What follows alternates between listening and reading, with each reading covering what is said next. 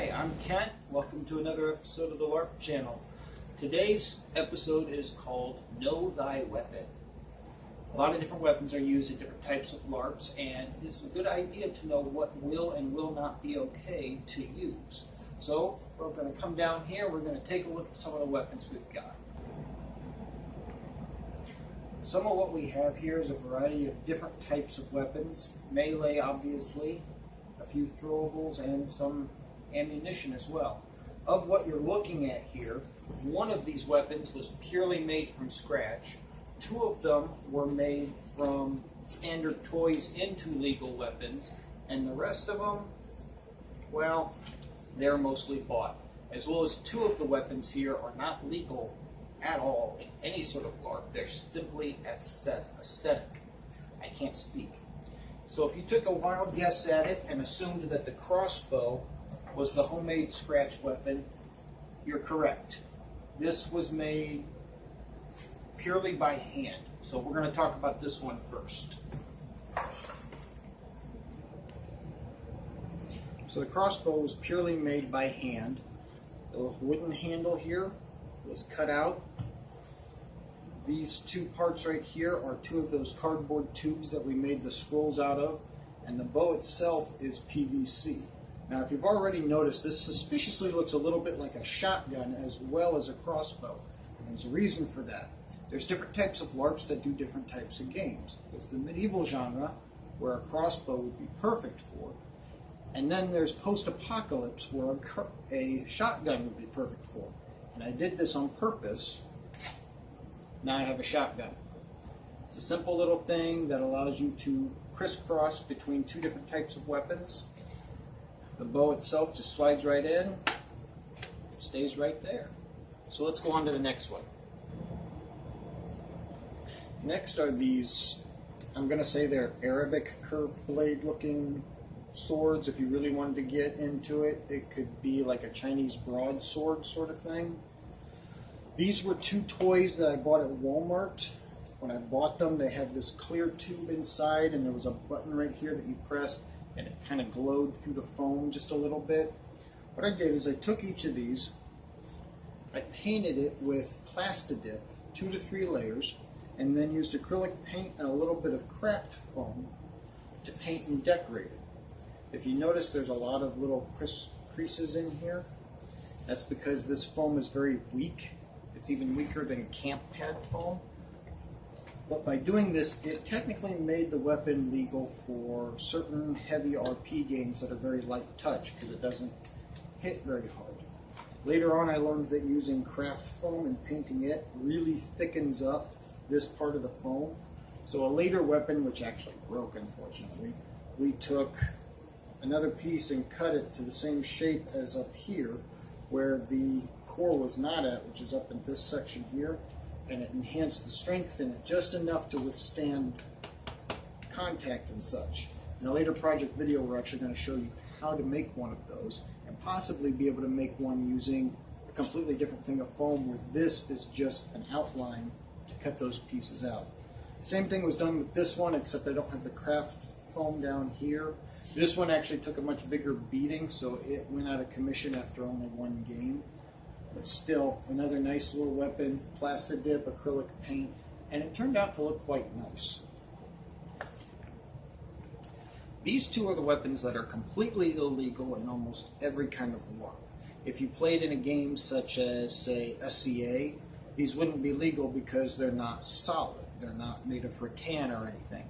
But if you played any other sort of a LARP game that's a boffer sport or an RP-based game, these still wouldn't be legal because they're too tough. They're more like a rubberized kind of foam.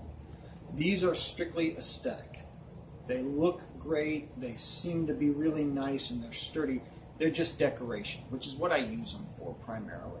If you take note, these are two LARPing swords. I don't even call them LARPing swords anymore. They're just two really nice decorative swords that actually came out of the Warcraft movie. You have Lothar's dragon sword and your standard Alliance soldier sword. I'm still waiting on the King's sword that looks similar to this one but has a golden hilt. I've put it on back order. It still hasn't shown up yet. You guys will see it as soon as I do, though. Trust me. On to the next one.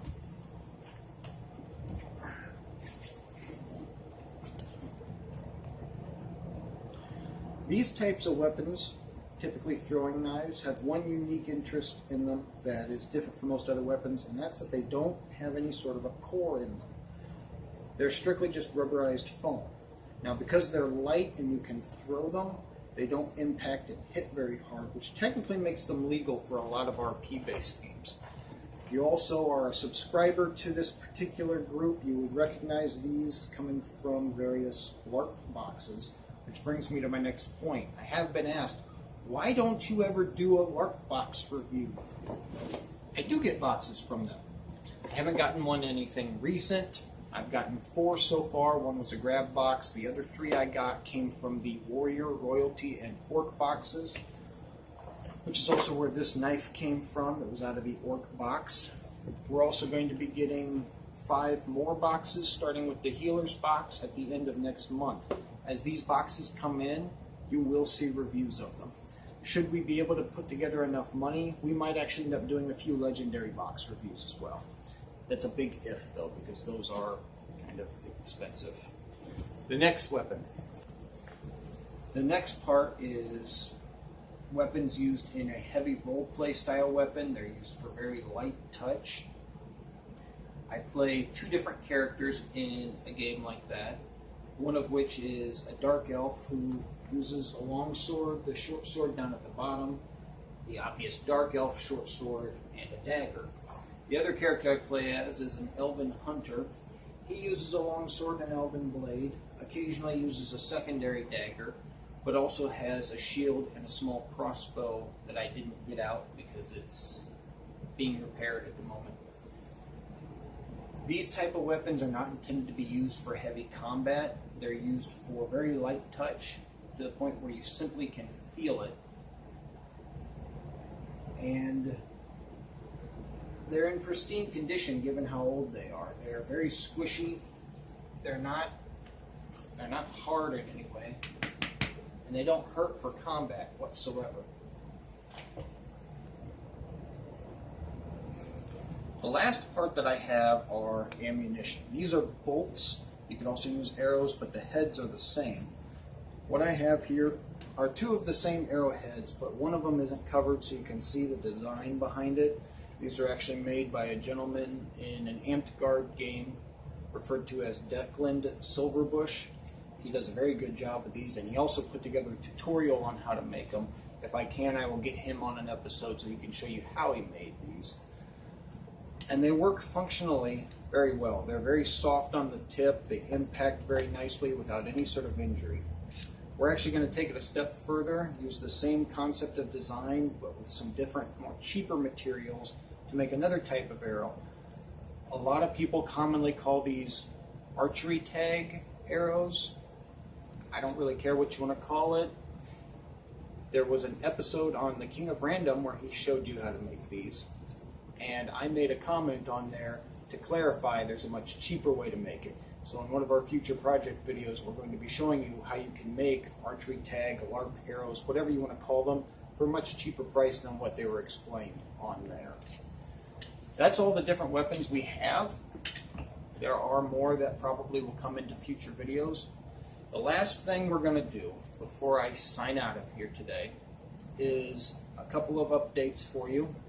The first one is a drone that I recently got, and I'm hoping with that I'm going to be able to put together better videos with different angles. This is it right here. It's an Ishin E58. It has a little camera here in the front.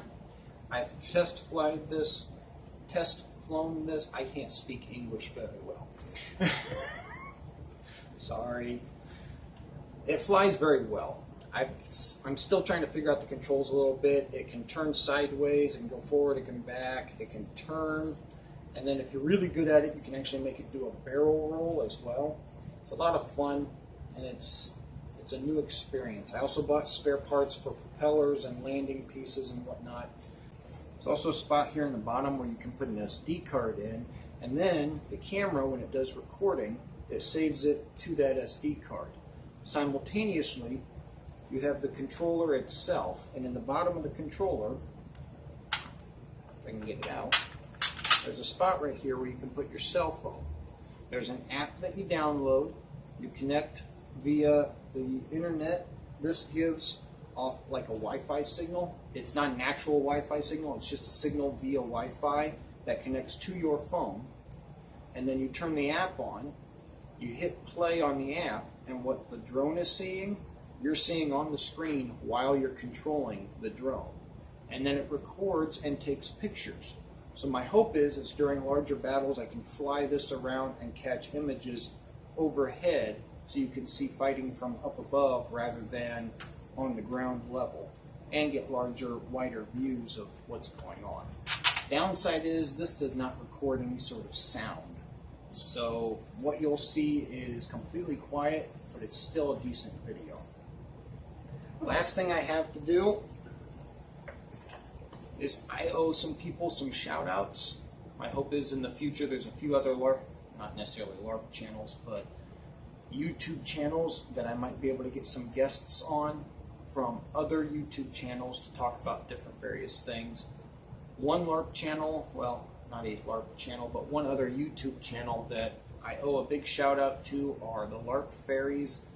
They talk about their experiences in various LARPs. They love talking about Amped Guard, and they love talking about different projects that they've worked on for Amped Guard and their experiences in different games. So to you two, thank you very much for your support. The second one I have to throw out there is to a gentleman who is much more popular in the LARPing community than I am, and actually got me onto some tips to help improve on our channel here, and that's Max Sterling over at LARPgasm. If you go check his channel out, he's got way more subscribers, way more videos than I do. I'm not saying leave this channel to go to his, nothing against you, Max. I'm just saying if you want to learn other things as well, check out his channel as well. So until next time, stay safe and have fun.